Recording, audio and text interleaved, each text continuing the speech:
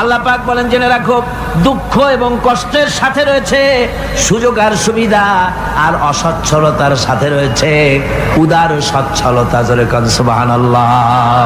কাজে ভয় পাওয়ার কারণ নাই, হতাশ হওয়ার কারণ নাই। গুনাহ করেছো, হতাশ হয়ো না। যুবকদের গুনাহ করা স্বাভাবিক।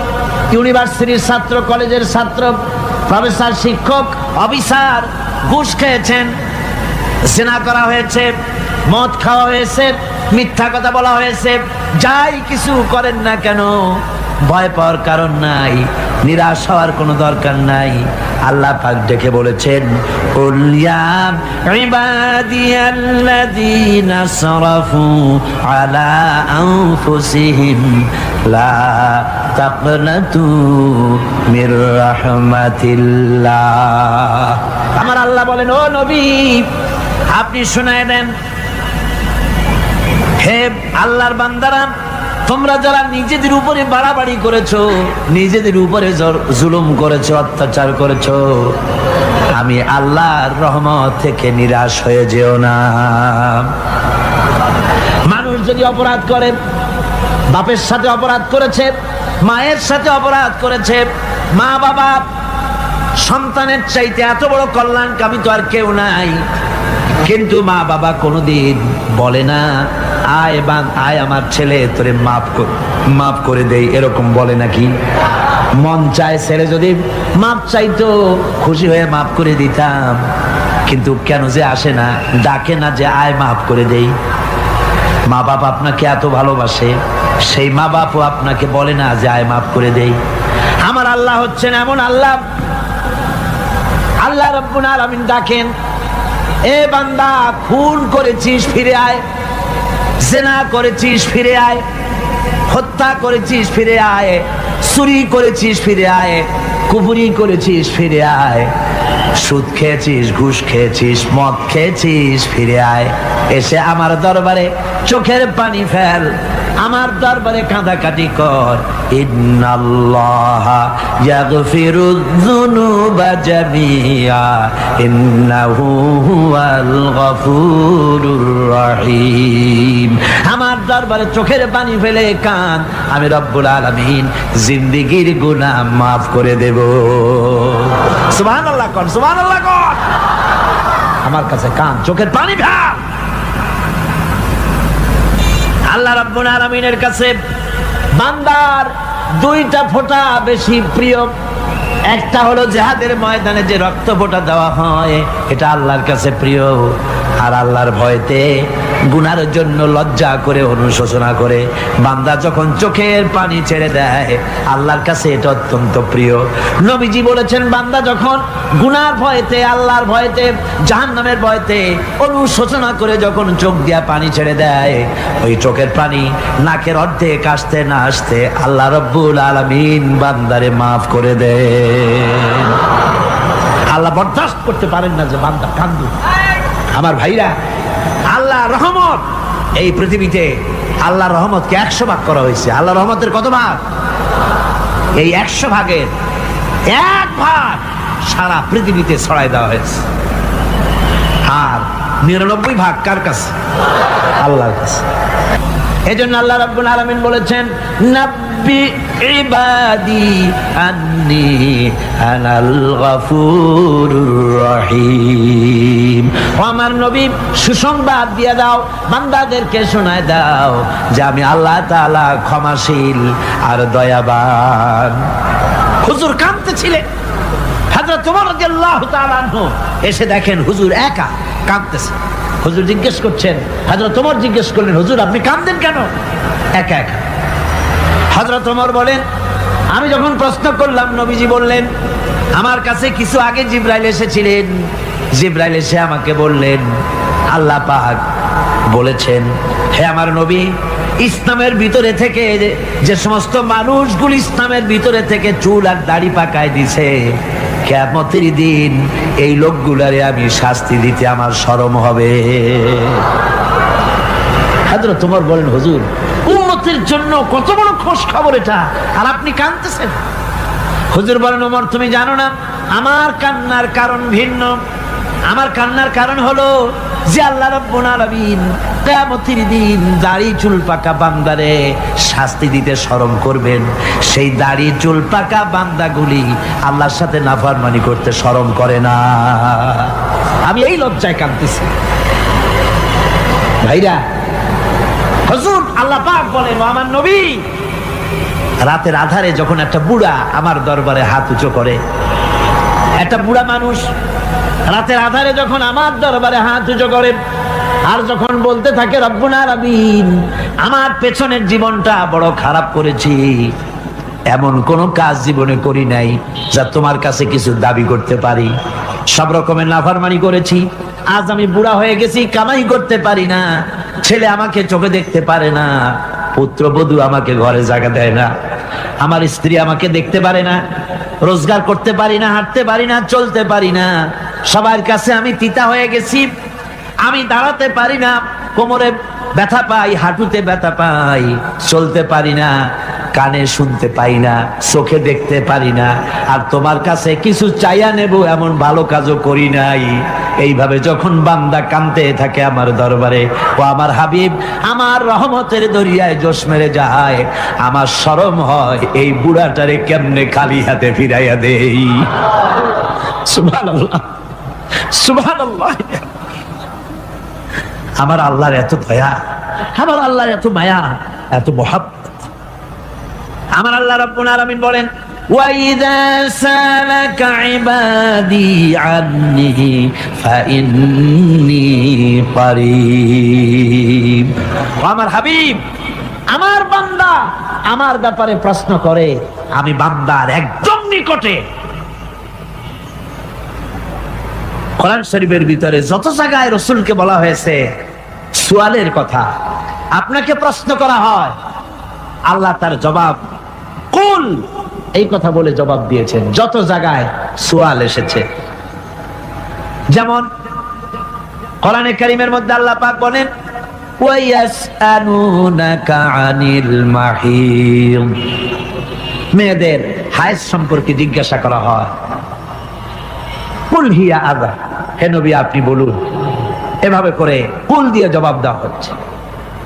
আবার প্রশ্ন করা হচ্ছে, ওয়ায়াসআলুনাকা আনিল আনফাল, এই গনিমতের মাল সম্পর্কে হুজুর আপনাকে, হে নবী আপনাকে প্রশ্ন করা হয়।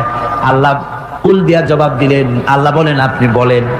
ওয়ায়াসআলুনাকা আনিল খামরি ওয়াল মাইসির, আল্লাহ পাক বলেন নবী আপনারে প্রশ্ন করা হয়, কুল ফীহিমা ইসমুন কাবীর, আল্লাহ কুল দিয়া বললেন তুমি বলো। আবার বলা হলো, ওয়ায়াসআলুনাকা আনিল আহিল্লা কুল হিয়া মাওয়াকিতু লিন্নাস, ও নবী আপনাকে প্রশ্ন করা হয় চাঁদের ক্রমবর্ধমান এবং ক্রমহ্রাস, এই যে বাড়ে আর কমে, পূর্ণিমা হয় অমাবস্যা হয়, কেন হয় আপনি বলুন। কুল, আপনি বলেন এটা আমি অক্ত এবং সময়, বছর আর দিন গণনা করার জন্য পৃথিবীবাসীদের জন্য বিনা পয়সায় একটা ক্যালেন্ডার বানাইয়া আকাশে ঝুলাই রেখেছি। এভাবে যত জায়গায় এসেছে আপনাকে প্রশ্ন করা হয়, তত জায়গায় আল্লাহ জবাব দিয়েছেন কুল আপনি বলেন। গোটা কোরআন শরীফের ভিতরে এই একটি মাত্র জায়গা যেখানে বলা হয়েছে আপনাকে প্রশ্ন করা হয়, আল্লাহ এখানে বলতে পারতেন কুল আপনি বলেন, আল্লাহ তোমাদের নিকটবর্তী, এভাবে জবাব হয় নাই। এটা কায়দাটা হলো এই, আল্লাহ বলতেছেন ওয়াইজা সালাকা ইবাদি, ও আমার নবী প্রশ্ন তো আমার বান্দারা আমার ব্যাপারে করেছে, এবার আপনার জবাবের কোনো দরকার নাই, প্রশ্ন আমার ব্যাপারে আমি নিজে জবাব দিয়ে দেই, ফাইন্নী কারীব। ও বান্দা আমার ব্যাপারে প্রশ্ন করেছিস, জবাব আমি দেই, আমি তোর সবচাইতে বেশি নিকটে। সুবহানাল্লাহ, কত নিকটে? وَنَحْنُ أَقْرَبُ إِلَيْهِ مِنْ حَبْلِ الْوَرِيدِ, তোর যে রব এই শাহরগের চাইতেও আমি তোর বেশি কাছে। সুবহানাল্লাহ, আমার ডাক, আমার ডাক কলিজা দিয়া ডাক, অন্তর দিয়ে ডাক। মনের থেকে মানুষ যদি ডাকে, মুখের ডাক আর মনের ডাক এক জিনিস নয়। দিল সে জুবাত নিকলতি হ্যায় असर रखती है पर नहीं मगर ताकते परवाज रखती है। দিল থেকে যে কথা বেরোয় তা প্রভাব বিস্তার করে, ডানা নাই কিন্তু ওড়ার ক্ষমতা রাখে।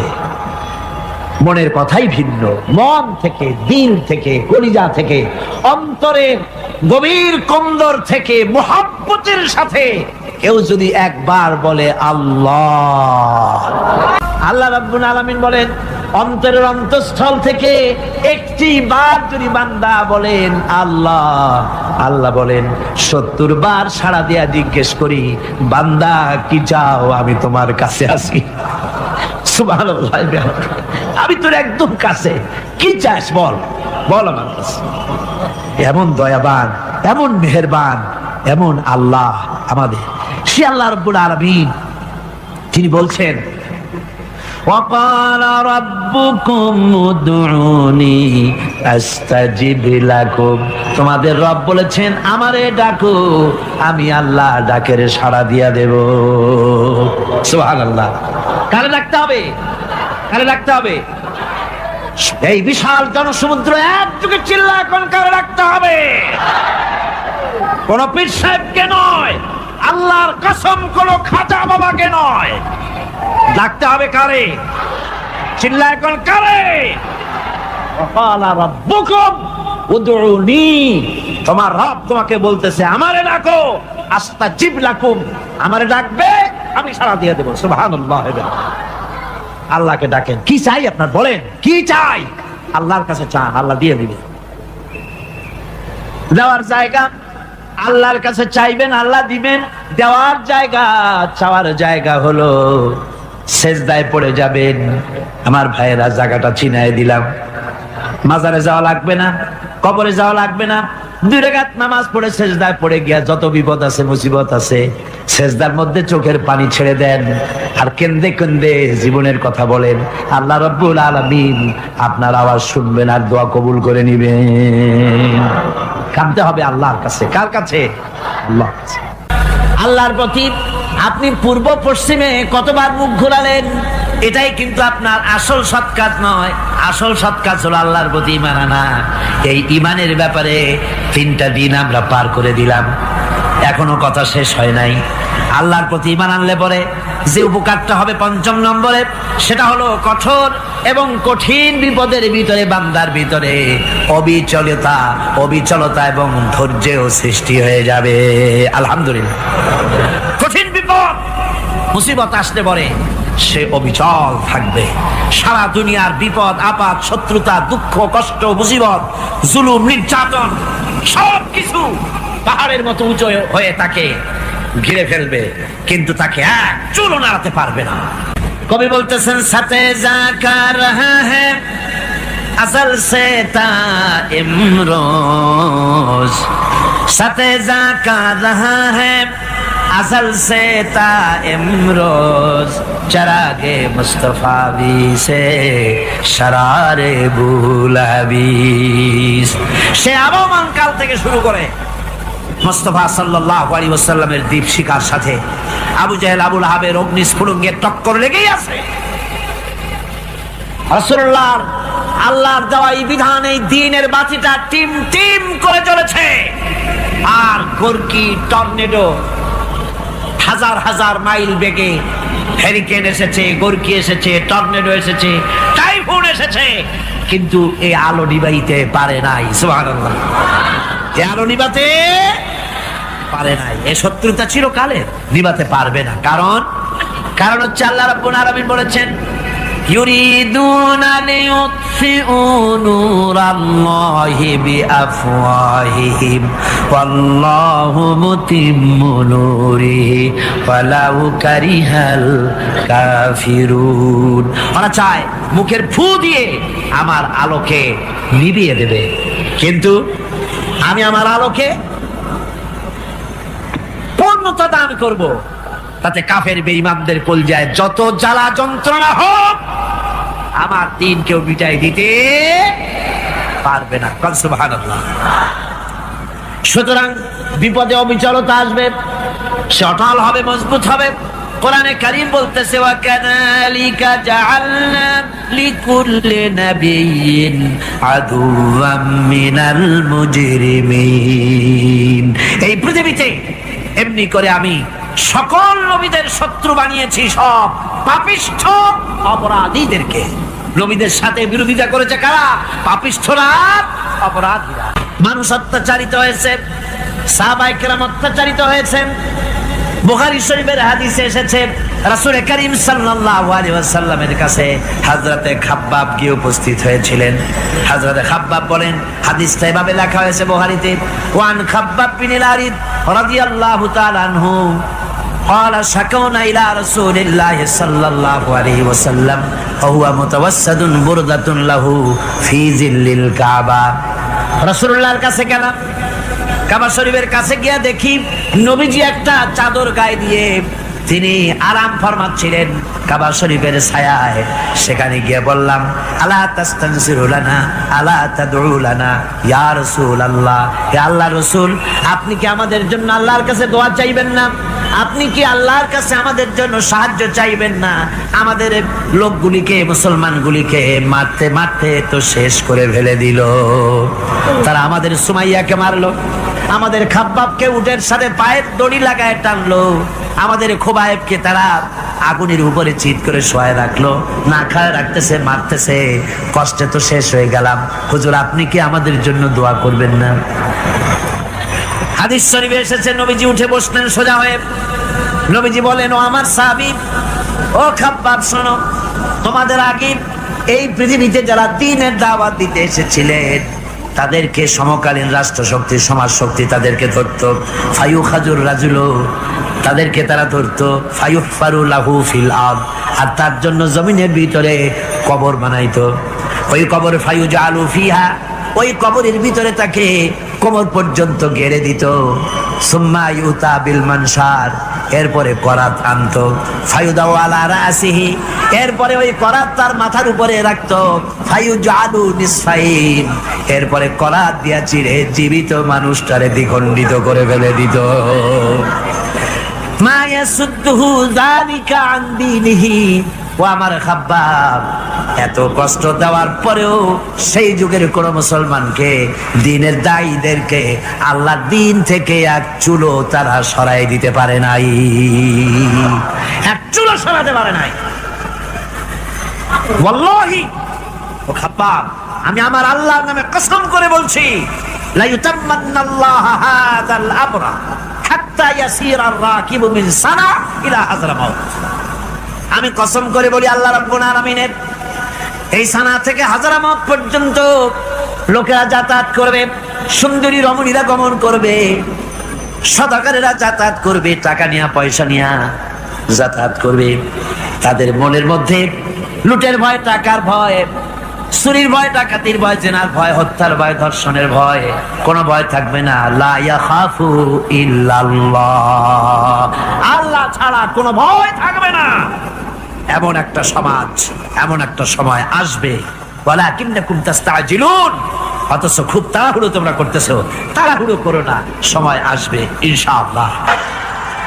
আমার ভাইয়েরা, আমার বন্ধুগণ, কঠিন বিপদে অবিচলতা এবং ধৈর্যের দৃষ্টান্ত রেখে গেছেন আম্বিয়া আলাইহিমুস সালাম। সুবহানাল্লাহ।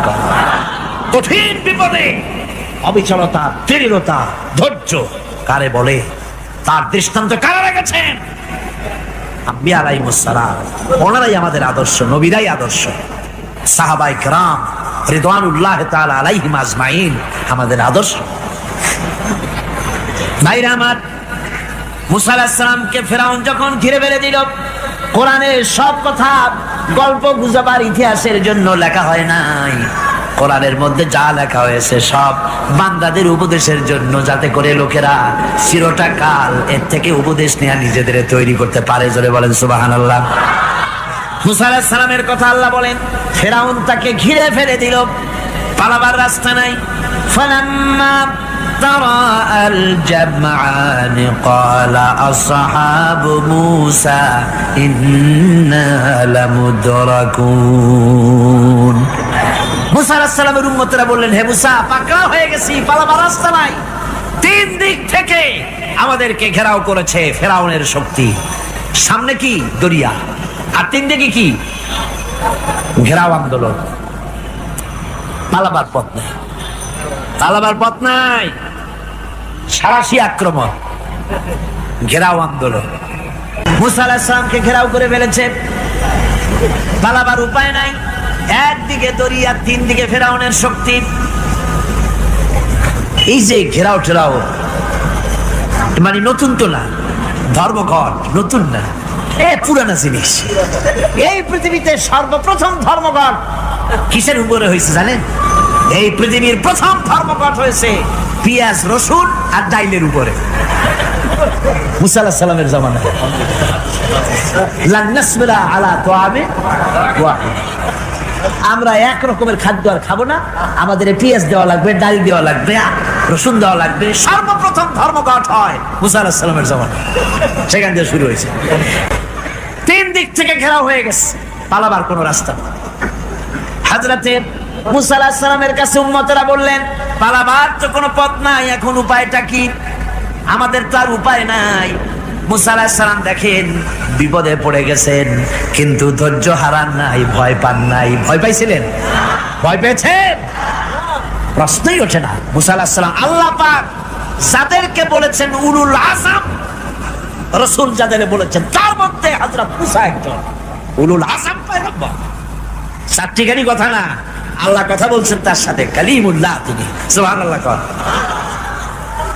মুসা আলাইহিস সালাম শোনালেন, কাল্লা ইন্না মাইয়া রাব্বি সায়াহদিন। কখনো নয়, আমার উম্মতেরা ভয় পেও না, আমার রব অবশ্যই আমাকে পথ দেখাবে। সুবহানাল্লাহ। তিন দিক থেকে শত্রু, একদিকে দরিয়া, পালাবার কোন রাস্তা নাই।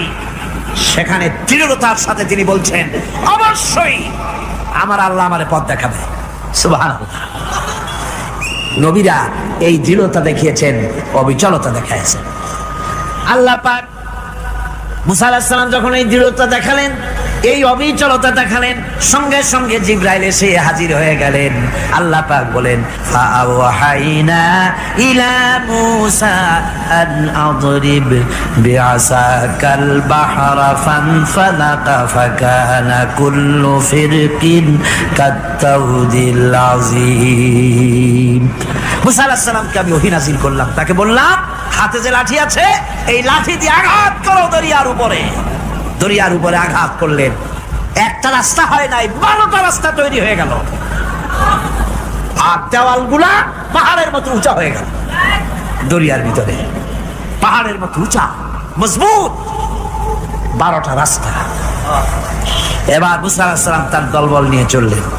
আল্লাহ রাব্বুল আলামিন বলেন, وأنجينا موسى ومن معه أجمعين। মুসা এবং তার সাথী সঙ্গীদেরকে আমি পার করে দিলাম। মুসা আলাইহিস সালাম এবং তার সাথী সঙ্গী নিয়ে যখন দরিয়ার মাঝখানে আসছে, ফেরাউন তার দলবল নিয়ে এসে গেছে। আসিয়া দেখে নদীর মধ্যে রাস্তা। বাবা, খুব তো কায়দা। ও মনে করছে ওর বাজানের তৈরি করা ডিস্ট্রিক্ট বোর্ডের রাস্তা। ওর লোকজন নিয়ে নেমে গেছে দরিয়ার ভিতরে, ও আসছে মাঝখানে। মুসা আলাইহিস সালাম চলে গেছে মোপার, দরিয়া পার। মাঝখানে যখন এসে গেল, আল্লাহ রাব্বুল আলামিন পানিকে অর্ডার করলেন কুন।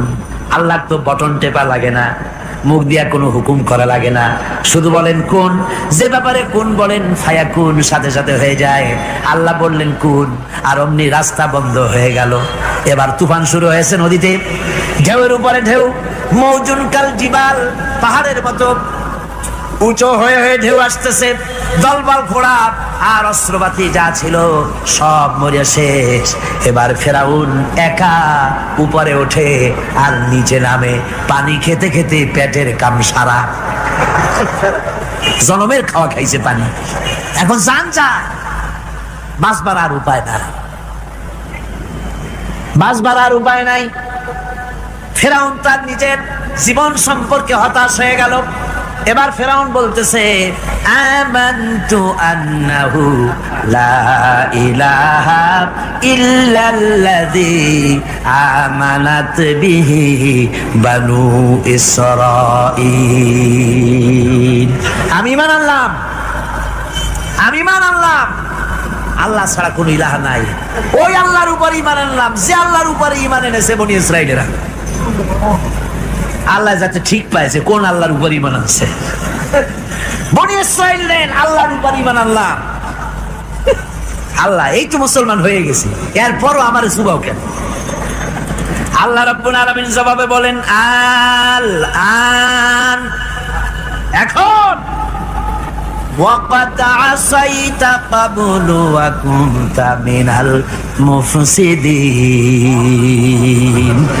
এখন ঈমান আনার কথা বলছো, অথচ যুগের পর যুগ, বছরের পর বছর ধরে আমার মানুষের উপরে মন গড়া আইন চালায়েছ, আমার পয়গম্বরের সাথে বেয়াদবি করেছ। আজ তোমাকে আমি ছাড়ছি না, তোমাকে আজকে ছেড়ে দেব না, আমি তোমাকে মারব। আর সমস্ত প্রাণীগুলিকে, স্থলচর প্রাণীগুলিকে আল্লাহ পাক অর্ডার দিয়ে দিলেন, এই ফেরাউনের লাশকে ডুবাবি না, পচাবি না, খাবি না। আলিয়াউমা নুনাজ্জিকা বিবাদানিক, আমি তোমার শরীরে বাঁচায় দেব। পোকে খাবে না, পানিতে পচবে না, মাছে খাবে না, কুমিরে খাবে না, দুনিয়ার কোনো পশুতে খাবে না। আমি তোরে শুটকি বানাইয়া রাখবো, যাতে করে দুনিয়ার সমস্ত ফেরাউন যত যুগে যুগে আসে তোরে দেখে যেন হেদায়েত নিতে পারে। ফেরাউনকে আল্লাহ শুটকি বানায় রাখছে। আমি ফেরাউনদের লাশ দেখেছি ব্রিটিশ মিউজিয়ামে। ফেরাউন তো একটা না, অনেকগুলা। আসলটারে অবশ্য দেখিনি। ব্রিটিশ মিউজিয়ামে ওই ফেরাউনগুলার লাশ যখন অসুবিধা হয়, মমিগুলি, তখন ইংল্যান্ডে নিয়ে যায় চিকিৎসা করাবার জন্য। চোখ টোক আছে গর্তের ভিতরে, তারপরে চামড়া টামড়া হাড়ের সাথে মিশানো, ওইভাবে চেহারা দেখলে মনে হয় যে সত্যি ফেরাউনিগুলো। আর ব্রিটিশের কাম, মিশর থেকে নামছে এমন কোন জিনিস নাই। তারা ময়ূর সিংহাসনের, শাহজাহানের ময়ূর সিংহাসনের ময়ূরের বাম চোখে কোহিনূর মণি লাগাইছিলেন। শাহজাহান ময়ূরের ডান চোখে কোহিনূর মণি লাগায় নাই। কোহিনূর মণির অনেক দাম, আমি দেখে এসেছি মণি। এখন সেটা কুইন এলিজাবেথের মুকুটে শোভা পাচ্ছে। সেই মণি এমনি বলে প্রবাদে 7 রাজার ধন 1 মাণিক্য, বলেন এরকম অনেক দাম। শাহজাহান দেখালেন আমি মুসলমান, আমার কাছে এটার দাম নাই, এই জন্য ময়ূরের ডান চোখে লাগালাম না, বাম চোখে লাগাই দিলাম। এইটারে চুরি করছে। টিপু সুলতানের তরবারিটা পর্যন্ত চুরি করেছে। আজ পর্যন্ত ব্রিটিশ মিউজিয়ামে টিপু সুলতানের তরবারিটা আছে, আমি তরবারিটা দেখে এসেছি। আমার বন্ধুগণ, বলতেছিলাম যে পৃথিবীতে আল্লাহ রাব্বুল আলামিন নবীরা তাদের চরিত্র দিয়ে বিপদের মোকাবেলা করে, দুনিয়ার সামনে কঠিন বিপদের মোকাবেলা করে অবিচলতা, দৃঢ়তা দেখায় গেছেন যে কেমন করে এই পৃথিবীতে বিপদের সামনে মোকাবেলা করতে হয়।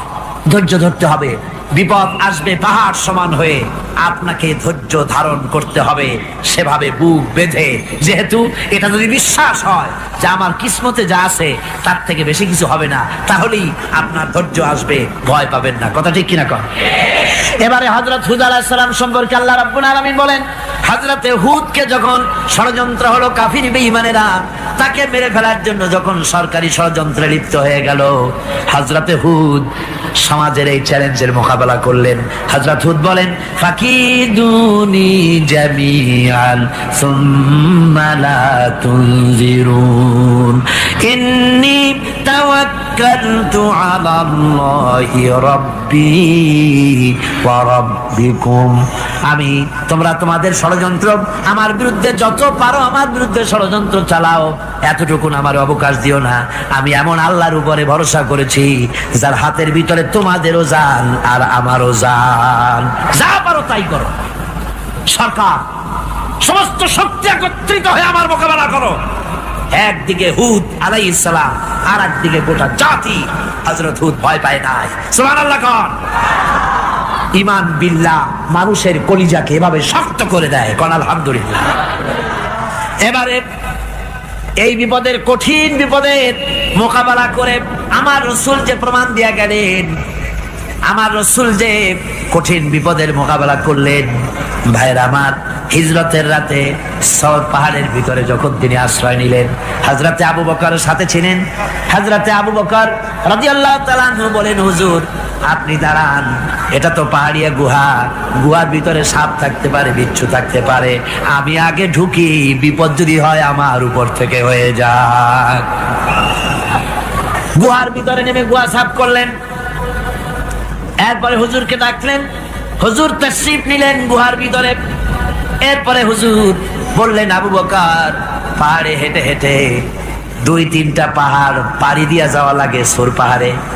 মদিনার সোজা রাস্তা হুজুর ধরেন নাই, মেসফালার পথ দিয়া, জাবালে খেদোয়ার উপর দিয়া 3টা পাহাড় পাড়ি দিয়া তারপরে হুজুর গেলেন সৌর পাহাড়ে। গুহার ভিতরে হুজুর তাশরীফ নিলেন। বললেন, আবু বকর তুমি বসো, তোমার উরুর উপরে মাথা রেখে আমি একটু আরাম করি। হযরতে আবু বকর বসলেন, হুজুর তার উরুর উপরে মাথা রেখে ঘুমায় গেলেন। আর এরপরে কাফির বেঈমানেরা তালাশ করতে করতে কাফেররা এসে গেল পায়ের চিহ্ন দেখে দেখে গর্তের কাছে। হযরত আবু বকর ভয়তে কেঁদে ফেললেন, আরে আর তো উপায় নাই, এবার তো ধরা পড়ে গেছি, এবার নবীজিকে মেরে ফেলে দেবে। নবীর মহব্বতে, নিজের মহব্বতে নয়, নবীর মহব্বতে কাঁদতেছিলেন। হুজুর বলেন, হুজুরের ঘুম ভেঙে গেল। বলো, আবু বকর কাঁদো কেন? ছেলের কথা, মেয়ের কথা, বিবির কথা, বাড়ির কথা মনে পড়লো নাকি? হযরত আবু বকর বলেন, ইয়া রাসূলুল্লাহ, আল্লাহর কসম করে বলি, যেদিন ঈমান এনেছি এই কলিজার ভিতরে মা বাপ, স্ত্রী, পুত্র, পরিজন, এমনকি আমার নিজের জীবনের চাইতে আপনারে বেশি ভালোবাসি। কান্দো কেন? কান্দো কেন? হযরত আবু বকর বলেন, হুজুর ধরা পড়ে গেছি, কাফেররা এসে গেছে, গর্তের কাছে তাকালি আমাদের দেখতে পাবে, আমরা তো মাইনরিটি, ওরা তো মেজরিটি, আমরা তো ধরে মারি ফেলাই দেবে, আপনাকে মেরে ফেলে দেবে, এই জন্য কাঁদি। আল্লাহ রাব্বুল আলামিন, হুজুর তখন কি দৃঢ়তা, কি অবিচলতা, কি ধৈর্যের পাহাড় সম মনোবৃত্তি তখন দেখালেন। আল্লাহ কোরআন শরীফে চিরকাল যাতে মানুষেরা হেদায়েত দিতে পারে, সেজন্য হুজুরের কথা উঠায় দিলেন কোরআনে। আল্লাহ পাক বলেন, ইযহুমা ফিল গার ইয ইয়াকুলু লিসাহিবিহি লা তাহজান ইন্নাল্লাহা মা'ানা। ও বন্ধু, ভয় পেও না, আল্লাহ আমাদের সাথে আছেন। সুবহানাল্লাহ। আল্লাহ আমাদের সাথে আছেন, আমরা মাইনরিটি নই, আমরাই মেজরিটি। আল্লাহ আছে আমার সাথে, ভয় পাওয়ার কোনো কারণ নাই। সুবহানাল্লাহ। আল্লাহ পাক বলেন, ফাআনজালাল্লাহু সাকিনাতাহু আলাইহি ওয়া আইয়াদাহু বিজুনুদিন লাম তারাওহা।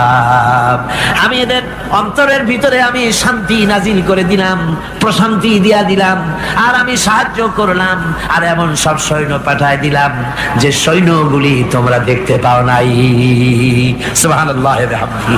ভাইরা আমার, রাসূল কারীম সাল্লাল্লাহু আলাইহি সাল্লাম এই বিপদের মাঝে, চরম বিপদের মাঝে অবিচলতা, দৃঢ়তা, কঠিন আত্মনির্ভরতা দেখিয়েছেন। এগুলি হলো ঈমানের 5ম নম্বরের উপকারিতা। আল্লাহর প্রতি ঈমান আনলে এভাবে পাহাড় সম ঈমান মজবুত হয়ে যায়।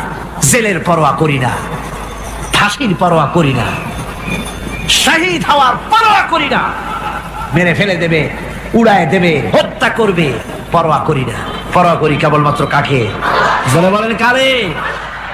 এইরকম মুসলমান হাজার হাজার লাখ লাখ দরকার নাই, 313 জন যথেষ্ট। কয়জন যথেষ্ট? 313 জন যথেষ্ট। বদলে যারা জান দিয়ে, মাল দিয়ে দিনকে প্রতিষ্ঠিত করেছিলেন, এরকম 313 জনই যথেষ্ট ছিল। এই দৃঢ়তা, এই অবিচলতা, এই ঈমান, এই ধৈর্য শিক্ষা দেয়, এই উপকার করে ঈমান বিল্লাহ। আল্লাহর প্রতি ঈমান আনলে এভাবে পাহাড়ের মতো শক্ত হয়ে যায় কলিজা। কোন আলহামদুলিল্লাহ। আমার বন্ধুগণ, এবার আমি বলবো সর্বশেষ উপকারের কথাটা বলি, মোনাজাত ছেড়ে দেব। কয়টার কথা বলছিলাম? উপকার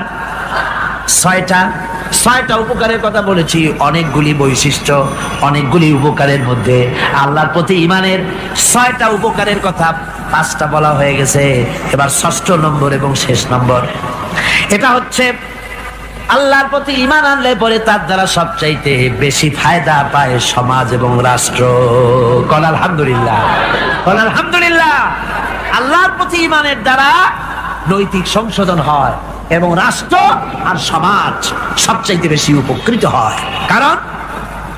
কারণ হলো ঈমানদার ব্যক্তি আল্লাহর প্রতি যে ঈমান এনেছে তার মনের মধ্যে ধারণা এটা হয়, আমার কোনো কাজ তো গোপন থাকে না। ইন্নাল্লাহা লা ইয়াখফা আলাইহি শাইউন ফিল আরদি ওয়ালা ফিস সামা। আল্লাহর কাছে গোপন বলতে কিছু নাই, আকাশেও নাই, জমিনেও নাই, কোনো কিছু গোপন নাই। সুতরাং আমি যা করি সব আল্লাহ দেখেন এবং শোনেন। এমনকি মানুষ যে কল্পনা করে সে কল্পনাও আল্লাহ টের পায় না, নাকি টের পায় কিনা? وَإِن تُبْدُوا مِنْ أَنفُسِكُمْ أَوْ تُخْفُوهُ يُحَاسِبْكُم بِهِ اللَّهُ। মনের ভিতরে যে কল্পনা করো, আল্লাহ পাক বলেন এই কল্পনারও হিসাব আমি রব্বুল আলামিন তোমার কাছ থেকে নেব। ফায়ুআযযিবু মান ইয়াশাউ, যারে খুশি শাস্তি দেব আর যারে খুশি আমি maaf করে দেব। জোরে বলেন সুবহানাল্লাহ। ফায়াগফিরু লিমান ইয়াশা ওয়া ইউআযযিবু মান ইয়াশা, যারে খুশি maaf করব, যারে খুশি শাস্তি দেব, কল্পনারও হিসাব নেব। এই কথা মুমিনের যদি জানা থাকে তাহলে আর তার কোনো চিন্তা থাকে না, তার নৈতিক চরিত্র ভালো হয়ে যায়। কোন সুবহানাল্লাহ। আমার বন্ধুগণ, ঈমানদার লোক আল্লাহর প্রতি ঈমান আসলে পরে সমাজ উপকৃত হয়, রাষ্ট্র উপকৃত হয়ে যায়। যেহেতু বান্দা জানে আমি দায়িত্বহীন কোনো কথা বলতে পারবো না, দায়িত্বহীন কোনো কাজ করতে পারবো না। আল্লাহ পাক বলেছেন মা ইয়ালফিযু মিন কাউলিন ইল্লা লাদাইহি রাকীবুন আতীদ। বান্দা এমন কোনো কথা বলে না যে কথা আমার ফেরেশতারা রেকর্ড করে না রাখে। কাজী মুমিন ব্যক্তি আল্লাহর ভয়তে দায়িত্বহীন কথা বলবে না। নির্বাচন আসতে পরে রাস্তা সোনা দিয়ে বান্ধায় দেব, এই করব সেই করব, না খাইয়া কেউ মরবেন না। আসে না নির্বাচনের সময় সেরাগালি বদনারা মঞ্চে দাঁড়িয়ে কত বড় বক্তৃতা করে, ভাইয়ের আমার, বোনের আমার, এবার আমার বোতল মার্কা বাক্স, আপনারা আমাকে ভোট দিয়ে দেশ এবং জাতির আরেকবার 12:30 বাজাইবার সুযোগ দিন। এবার ক্ষমতায় গেলে কেউ না খাইয়া মরবেন না, কিন্তু কি খাইয়া মরবে তাও বলেন। এর মানে প্রতি অর্থ হচ্ছে এই, ওরা যদি ক্ষমতায় যেতে পারে তাহলে বিষ খাইয়া হোক, গুলি খাইয়া হোক, কিছু না কিছু খেয়ে মরতে হবে। একেবারে খালি পেটে মরলে গ্যাস্ট্রিক হওয়ার সম্ভাবনা আছে। ঈমান বিল্লাহ যদি না থাকে, আল্লাহর ভয় যদি না থাকে, তাহলে দায়িত্বহীন কথা বলে। আর আল্লাহর ভয় যদি থাকে তাহলে নৈতিকতার সংশোধন হয়ে যায়, দায়িত্বপূর্ণ কথা বলে, মানুষকে ফাঁকি দেয় না। আমার বন্ধুগণ, আল্লাহ রাব্বুল আলামিন তার বান্দা যারা আল্লাহকে ভয় করে, সেই ভয় করা বান্দাগুলির মনের মধ্যে এই চিন্তা এসে যায়, আমি যেখানে থাকি না কেন আল্লাহ আমাকে দেখতেছেন, শুনতেছেন। হযরত ওমর রাদিয়াল্লাহু তাআলা আনহু রাতের আধারে শেষ রাত্রে ঘুরতেছিলেন, দেখেন এক বাড়িতে কথা হচ্ছে, কথাবার্তার আওয়াজ পাওয়া যায়। মনে করলেন কোনো অসুখ বিসুখ নাকি। ঘরে গিয়ে কান পাচ্ছেন দেওয়ালের সাথে, শুনতে পাচ্ছেন ভিতরে বুড়ি মা তার মেয়েকে বলছে, এই মেয়ে ওঠ, উঠের দুধ দোয়াই নিয়ে আসছি, এর মধ্যে পানি মিশা, তারপর সকালে বাজারে নিয়ে যা। মেয়ে বলছে, মা এই কামটা আমি পারবো না। কেন পারবি না? হযরত ওমর ফরমান জারি করেছেন, দুধে পানি মিশাতে নিষেধ করেছেন, কাজে এই কাজটা আমি পারবো না। আরে বেটি, আমিরুল মুমিনিন দেখ এখন কোথায় যায়, ঘুমায় আছে, সে কি দেখতেছে নাকি যে পানি মিশাই না কি মিশাই? মেয়ে বলতেছে, মা আমিরুল মুমিনিনকে ফাঁকি দেওয়া যেতে পারে, তার পুলিশ বাহিনীকে ফাঁকি দেওয়া যেতে পারে, কিন্তু আল্লাহ রাব্বুল আলামিনের চোখকে ফাঁকি দেওয়া যাবে না। হযরত ওমর এই কথা শুনে বাড়ি চলে গেলেন আর নিজের ছেলেকে ডেকে বললেন, ছেলে আমার, অমুক জায়গায় একটা বাড়ি আছে আর সেখানে একটা যুবতী মেয়ে আছে, ওই মেয়েটার বিয়ে হয়েছে কিনা শোনো, যদি বিবাহ না হয়ে থাকে তুমি তোমার নিজের বিয়ের প্রস্তাব দাও। আমিরুল মুমিনিন এই মেয়েটা সুন্দরী কেমন, স্বাস্থ্য কেমন কিছুই দেখলেন না, দেখলেন তাকওয়া। কি দেখলেন? আল্লাহর ভয়। আল্লাহর ভয় যখন একটা জাতির মধ্যে আসে, পুলিশ লাগে না, পুলিশের কাজ কমে যায়। রাতে হোক দিনে হোক যেখানে আছি আল্লাহ আমারে দেখতেছেন। আল্লাহ পাক বলতেছেন, ওয়া হুয়া মাআহুম ইজ ইউবাইতুনা মা লা ইয়ারদা মিনাল কওলি ওয়া কানা আল্লাহু বিমা ইয়ামালুনা মুহীতা। আল্লাহ